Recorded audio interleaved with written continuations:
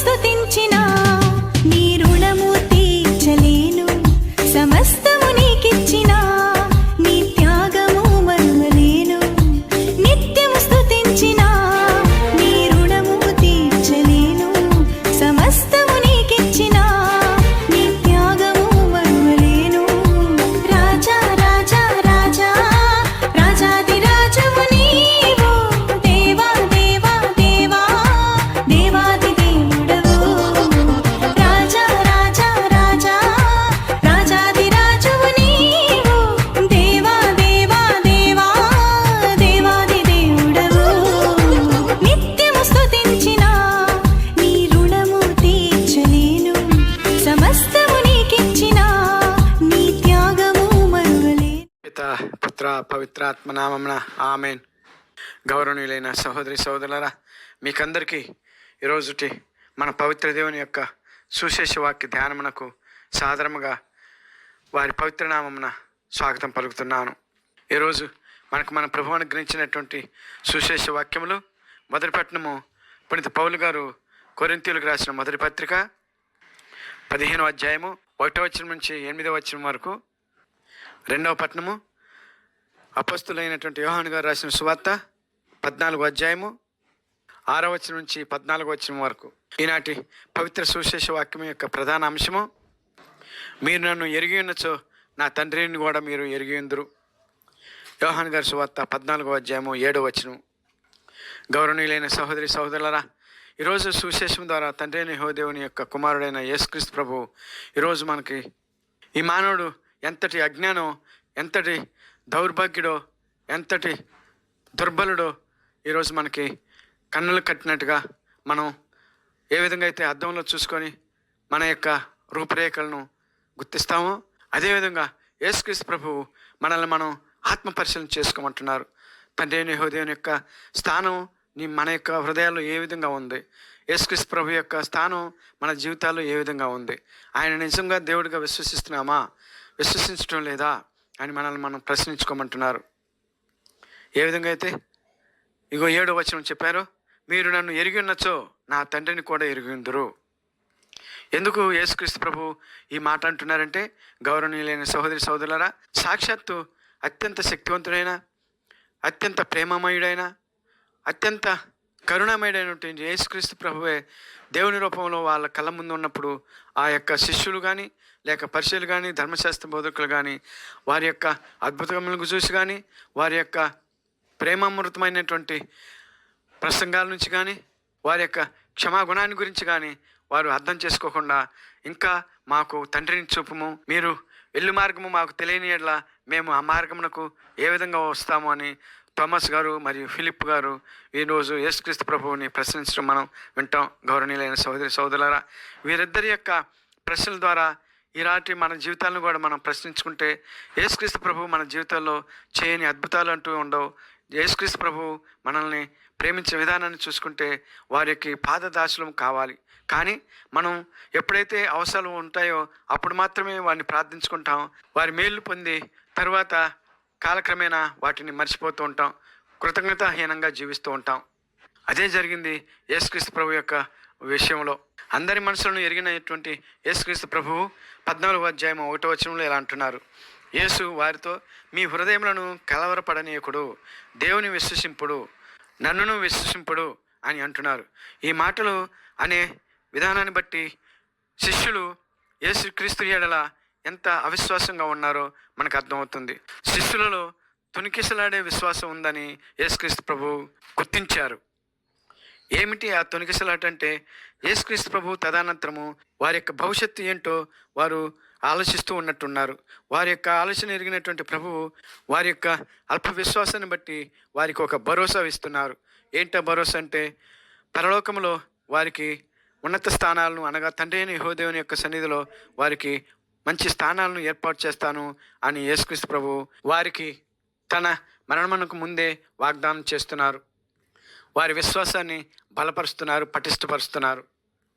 వాస్తవానికి ఇవన్నీ యేసుక్రీస్తు ప్రభు వారికి చెప్పనవసరం లేదు.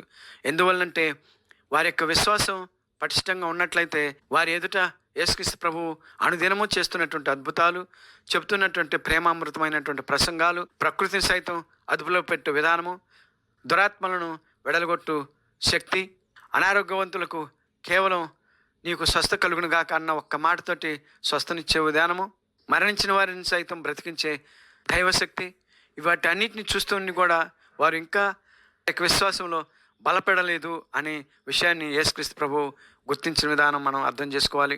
గౌరవనీయులైన సహోదరి సహోదరులారా, అంతేకాకుండా థోమస్ గారు మరియు ఫిలిప్ గారి యొక్క అజ్ఞానంతో కూడుకున్నటువంటి ప్రశ్నలను మనం వింటాం.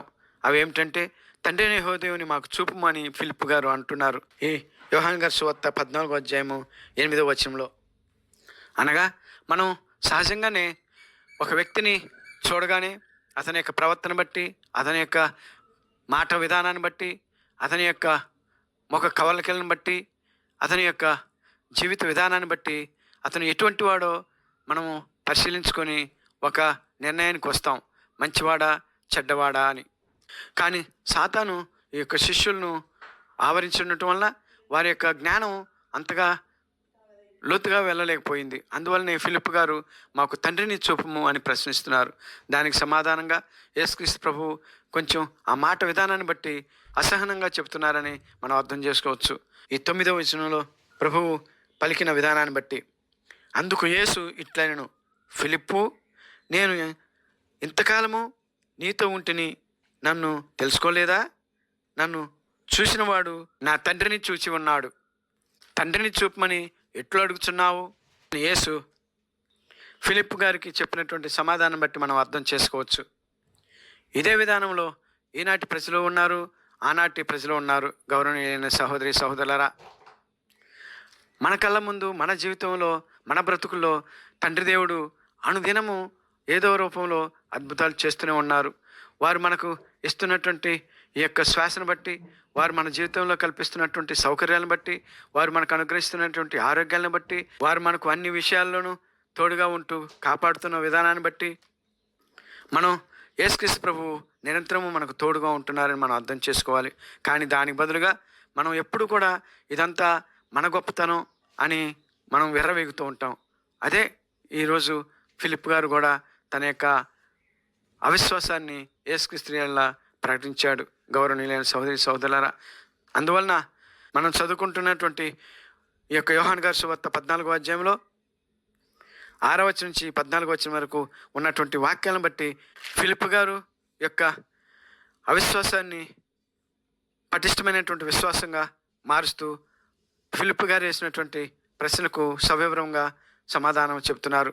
గౌరవనీయులైన సహోదరి సహోదరులారా, ఏంటో సమాధానం అంటే, తనను సాక్షాత్తు దేవుడినని, సాక్షాత్తు తండ్రి కుమారుడు ఒకటేనని, తండ్రి కుమారుడు వేరు కాదని, తండ్రి ఏది చెబితే అది కుమారుడు చేస్తున్నాడని, కుమారుడు ఏది చెబితే అది తండ్రి వింటారని, తండ్రి యొక్క చిత్తమే కుమారుడు నెరవేరుస్తున్నారని, కుమారుడు చేసే ప్రతి పని తండ్రి అయిన యెహోవాదేవుని యొక్క చిత్తానుసారంగా జరుగుతుందని, కాబట్టి కుమారుడు ఏది అడిగితే తండ్రి అది ఇస్తారని, తద్వారా కుమారుని విశ్వాసులు ఎవరైనా సరే ఏది అడిగితే అది వారి యొక్క విశ్వాసాన్ని బట్టి, వారి యొక్క అవసరాన్ని బట్టి తండ్రి అయిన యెహోవాదేవుని మహిమపరచడానికి యేసుక్రీస్తు ప్రభువు అన్నీ వారికి అనుగ్రహిస్తారని భరోసా ఇస్తున్నారు, కరాఖండిగా చెబుతున్నారు, వారి విశ్వాసాన్ని బలపరుస్తున్నారు. గౌరవనీయులైన సహోదరి సహోదరులారా, అలా ఫిలిప్ గారి యొక్క అవిశ్వాసాన్ని తీసివేసి పటిష్టమైనటువంటి విశ్వాసిగా మార్చుటకు యేసుక్రీస్తు ప్రభువు తన యొక్క త్రిత్వత్వం గురించి వివరించారు. గౌరవనీయులైన సహోదరి సహోదరులారా, అదే త్రిత్వత్వం గురించి మన దేవాలయాల్లో, క్రైస్తవ సంఘాల్లో సత్యోపదేశ సంక్షేమంగా బాప్తిస్మం పొంది క్రైస్తవులుగా మారాలి అనుకున్న వారికి, వారు బాప్తిస్మం పొందకముందు వారి యొక్క విశ్వాసాన్ని పటిష్టపరచడానికి యేసుక్రీస్తు ప్రభు ఈరోజు ఫిలిప్ గారికి చెప్పినటువంటి వాక్యాలను సవివరంగా తెలియజేస్తూ ఉంటారు. గౌరవనీయులైన సహోదరి సహోదరులారా, అవి ఏంటో మనం ఇప్పుడు తెలుసుకుందాం. వారిని ప్రశ్నిస్తూ ఉంటారు, పరలోకమునకు భూలోకమునకు కర్త ఎవరు అని. సర్వేశ్వరుడని వారు సమాధానం చెప్తారు. ఎందరు సర్వేశ్వరులు అని ప్రశ్నిస్తారు. ఒకే సర్వేశ్వరుడు, కానీ త్రిత్వంతుడై ఉన్నాడు అని వారు సమాధానం చెప్తారు. సర్వేశ్వరుడు త్రిత్వవంతుడై ఉన్నాడంటకు అర్థం ఏమి అని ప్రశ్నించగా వారు పిత, పుత్ర, పవిత్రాత్మ అను ముగ్గురు వేరువేరు వ్యక్తులు ఉన్నారనియు ఆ ముగ్గురు వ్యక్తులు స్వభావము ఒకటేననియు సమాధానం చెబుతారు. మరి ఆ ముగ్గురు వ్యక్తుల పేర్లేమి అని బాప్తిస్మమిచ్చు సంఘ కాపరి లేక మత గురువు ప్రశ్నిస్తారు. అప్పుడు అవిశ్వాసి పిత, పుత్ర, పవిత్రాత్మ అని సమాధానం చెబుతారు. మరలా మత గురువు పిత సర్వేశ్వరుడా అని ప్రశ్నిస్తారు. అవును, పిత సర్వేశ్వరుడు అని విశ్వాసి సమాధానం చెబుతాడు. పుత్రుడు సర్వేశ్వరుడా అని ప్రశ్నించగా సర్వేశ్వరుడు అని సమాధానం చెబుతారు. పవిత్రాత్మ సర్వేశ్వరుడా అని ప్రశ్నించగా సర్వేశ్వరుడు అని సమాధానం చెబుతారు. ఈ ముగ్గురు వ్యక్తులు ముగ్గురు సర్వేశ్వరులా లేక ఒకే ఒక సర్వేశ్వరుడా అని మత గురువు ప్రశ్నించగా ఒకే సర్వేశ్వరుడు అని విశ్వాసి సమాధానం చెబుతాడు. ఈ ముగ్గురు వ్యక్తులు ఎందువలన ఒకే సర్వేశ్వరుడై ఉన్నారు అని ప్రశ్నించగా ఈ ముగ్గురికి ఒకే జ్ఞానము, ఒకే చిత్తము, ఒకే శక్తి, ఒకే దేవ స్వభావము ఉండటం వలన ఈ ముగ్గురు వ్యక్తులు ఒకే సర్వేశ్వరుడే ఉన్నారు అని సమాధానం చెబుతారు. మరి వీరిలో యందు శక్తి, మహిమ మొదలైన లక్ష్యంలో భేదము కలదా అని మత గురువు గారు ప్రశ్నించగా భేదము లేదు, ఈ ముగ్గురు వ్యక్తులు అన్నిటిలో సరిసమానులు అని సమాధానం చెబుతారు విశ్వాసి. వీరిలో ముందటి వ్యక్తి, వెనుకటి వ్యక్తి అని భేదము కలదా అనగా లేరు అని తన యొక్క విశ్వాసాన్ని ప్రకటిస్తాడు. ఎందువలన లేరు అని మరి ప్రశ్నించగా పిత, పుత్ర, పవిత్రాత్మ ఆరంభం లేని వారిలై ఉండుట వలన వీరిలో ముందట వ్యక్తి లేడు, వెనుకటి వ్యక్తి లేడు అని సమాధానం చెబుతారు. సర్వేశ్వరుని యొక్క ముఖ్య లక్షణములు ఎన్ని అని ప్రశ్నించగా 6 అని సమాధానం చెప్తారు. ఏమిటి ఆ 6 అన్నప్పుడు మొదటిది సర్వేశ్వరుడు తనంతట తానై ఉన్నాడు, రెండవది ఆరంభం లేక ఉన్నాడు, మూడవది శరీరం లేక ఉన్నాడు, నాలుగవది మితిలేని సకల మేలుల స్వభావము కలిగి ఉన్నాడు, ఐదవది అంతటా ఉన్నాడు, ఆరవది పరలోకమునకు భూలోకమునకు మూల కారణమై ఉన్నాడు అని చెప్పగా ఆ యొక్క సంఘ గురువు లేక సంఘ కాపరి లేక సంఘ బోధకుడు బాప్తిస్మం పొందే వ్యక్తికి యేసుక్రీస్తు ప్రభు యేళ్ళ పటిష్టమైన విశ్వాసం ఉన్నది అని భావించి తదుపరి మాత్రమే ఆ యొక్క వ్యక్తికి బాప్తిస్మం ఇచ్చి క్రైస్తవునిగా గుర్తింపు ఇస్తారు. గౌరవనీయులైన సహోదరి సహోదరులారా, ఈ విధానం ఇదిగో ఈ రోజు సువిశేషంలో ఫిలిప్ గారు యేసుక్రీస్తు ప్రభువుకి వేసిన ప్రశ్నలు బట్టి ఫిలిప్ గారి యొక్క అవిశ్వాసాన్ని పటిష్టపరచడానికి లేక బలపరచడానికి యేసుక్రీస్తు ప్రభువు చెప్పినటువంటి సమాధానాలు ఇందులో పొందుపరిచి బాప్తిస్మం తీసుకొని యేసుక్రీస్తు యొక్క విశ్వాసిగా క్రైస్తవుని బిడ్డగా జీవించాలని అనుకున్న వారికి వేసిన ఈ కొద్దిపాటి ప్రశ్నలో మొత్తం బైబిల్ గ్రంథం అంతా ఇమిడీకృతమై ఉన్నది. యేసుక్రీస్తు ప్రభు యొక్క దైవత్వం అంతా ఇందులో ఇమిడి ఉన్నదని మనం భావించాలి గౌరవనీయులైన సహోదరి సహోదరులారా. కాబట్టి ప్రతి వ్యక్తి నూతనంగా బాప్తిస్మం పొందాలి అనుకున్నప్పుడు తప్పనిసరిగా యేసుక్రీస్తు ప్రభు యొక్క దైవత్వాన్ని గురించి, యేసుక్రీస్తు ప్రభు యొక్క మహిమాన్విత శక్తుల గురించి, యేసుక్రీస్తు ప్రభు యొక్క రక్షణ ప్రణాళికల గురించి, యేసుక్రీస్తు ప్రభు యొక్క ప్రేమామృత వాక్యాలు లేక సిద్ధాంతాలు అనగా తండ్రి దేవుడు అనుగ్రహించినటువంటి 10 ఆజ్ఞలు మరియు యేసుక్రీస్తు ప్రభు కొండ మీద ప్రసంగంలో చెప్పినటువంటి అష్టాంగ భాగ్యాలను ప్రతి విశ్వాసి తెలుసుకుని ఉండేటట్లుగా చేస్తారు మత గురువులు లేక బోధకులు. గౌరవనీయులైన సహోదరి సహోదరులారా, అప్పుడే క్రైస్తవుడిగా మారినటువంటి ఆ యొక్క నూతన వ్యక్తి యొక్క విశ్వాసం పటిష్టంగా ఉంటుందని, ఆ విశ్వాసంలో జీవితాంతం వారు నిలకడగా ఉండి యేసుక్రీస్తు ప్రభు యొక్క ప్రేమను సమృద్ధిగా అనుభవిస్తూ, యేసుక్రీస్తు ప్రభు ఇచ్చినటువంటి రక్షణను సమృద్ధిగా అనుభవిస్తూ, తోటివారికి ఆదర్శంగా, తండ్రి అయిన యెహోవా యొక్క సాక్షిగా, తండ్రి అయిన యెహోవా యొక్క త్రిత్వైక తత్వమును గురించి అర్థం చేసుకోవటానికి అనుదినము వారితో వ్యక్తిగతంగా గాను సామూహికంగా గాను అనగా దేవాలయంలో జరుగు ప్రార్థన లేక దివ్య పూజ బలిలో పాల్గొంటూ పునీత పౌలు గారు కొరింథీయులకు రాసినటువంటి మొదటి పత్రికలో 15వ అధ్యాయంలో ఏ విధంగా అయితే తను పొందినటువంటి దైవ పిలుపుకు సాక్షిగా ఉన్నారో ఆ విధంగానే యేసుక్రీస్తు ప్రభువుకు ప్రతి విశ్వాసి సాక్షిగా ఉండాలి. ఇప్పుడు పౌలు గారు ఏ విధంగా యేసుక్రీస్తు ప్రభువుకు సాక్షిగా ఉన్నారో ఒకసారి ఈ 15వ అధ్యాయము మొదటి వచనం నుంచి చదువుకొని చూద్దాం. సోదరులారా, నేను బోధించినదియు మీరు గ్రహించినదియు మీ విశ్వాసమునకు మూలాధారమగు సువార్తను గురించి మీకు జ్ఞాపకము చేయుచున్నాను. మీరు ఉద్దేశరహితంగా విశ్వసించి ఉండినని తప్ప నేను మీకు బోధించిన విధముగా మీరు దాన్ని గట్టిగా అంటిపెట్టుకొని ఉంటిరేని మీరు రక్షించబడదురు. నేను పొందిన దాన్ని మీకు మొదట అందించితిని. లేఖనమున వ్రాయబడినట్లు క్రీస్తు మన పాపముల కొరకే మరణించెను.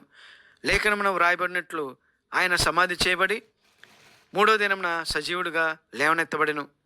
ఆయన పేతురునకు తదుపరి 12 మంది అపోస్తులకు కనబడెను. పిమ్మట ఆయన ఒకే పర్యాయము తన అనుచరులలో 500 మందికి పైగా కనబడెను. వారిలో కొందరు మరణించినను పెక్కుమంది జీవించి ఉన్నారు. ఆ పైన యాకోబునకును తదుపరి అపోస్తులకందరికీ ఆయన కనబడెను. ఆ కాలమందు జన్మించినట్లున్న వాడనైన నాకును చివరకు ఆయన దర్శనమిచ్చెను అని పునీత పౌలు గారు ఎంతో గొప్పగా తన యొక్క దైవ పిలుపుని గురించి సవివరంగా తెలియజేస్తున్నారు. గౌరవనీయులైన సహోదరులారా, అలాగే బాప్తిస్మం పొందినటువంటి ప్రతి క్రైస్తవుడు, దైవానుభూతిని పొందుతున్నటువంటి ప్రతి క్రైస్తవుడు, దైవ మేలును పొందినటువంటి ప్రతి క్రైస్తవుడు, దైవ కృపకు పాత్రులైనటువంటి ప్రతి క్రైస్తవుడు పౌలు గారిలా క్రీస్తు ప్రభువు సాక్షిగా ఉండాలనేది దేవుని యొక్క ఆంతర్యం. కాబట్టి ఈ సత్యం తెలుసుకుని మనం అందరము క్రీస్తుని ప్రేమలో క్రీస్తు కొరకు జీవించే భాగ్యాన్ని మనకు ప్రసాదించమని వేడుకుందాం. ముగింపుగా ప్రార్థన చేసుకుందాం. తండ్రి యెహోవా, పాపులమైన మాకు మీ కృపను ప్రసాదిస్తున్నందుకు ధన్యవాదాలు ప్రభువా. ప్రత్యేకంగా ఈరోజు ఆంధ్ర రాష్ట్రంలో డిఎస్సి పరీక్షలకు సిద్ధమవుతున్న బిడ్డలందరినీ దీవించమని, వారు చక్కగా చదువుకునే అవకాశం కల్పించమని మా నాదుని మీ కుమారుడైన యేసయ్య ద్వారా మేము బ్రతిమాలి ప్రార్థిస్తున్నాం తండ్రి. ఆమెన్. ఆమెన్.